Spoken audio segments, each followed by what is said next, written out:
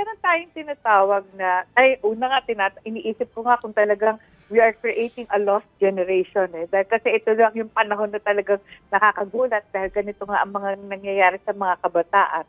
But definitely, kasi siguro meron tayong tinatawag na vicarious learning.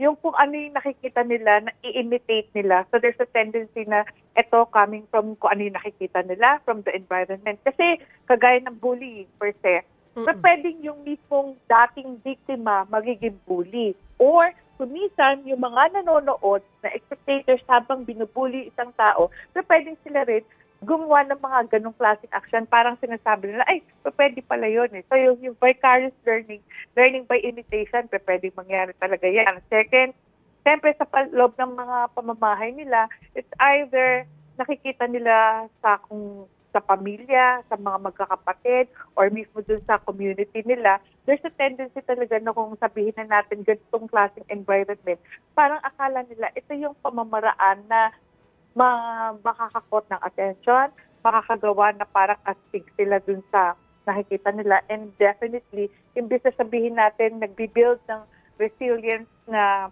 kasi merong ibang pagkakataon na itong mga batang ito, actually, hindi ganun ka yung matatag yung personalidad. Parang nag-display or nagkakaroon ng kinocompensate nila yung kahinaan nila sa pagiging ganun. Kaya yung mga ganyang klaseng aggression pa pwedeng mangyari. However, pag tatandaan natin when you talk of aggression at saka yung mga violent tendencies, meron niyang genetic predisposition na 25%.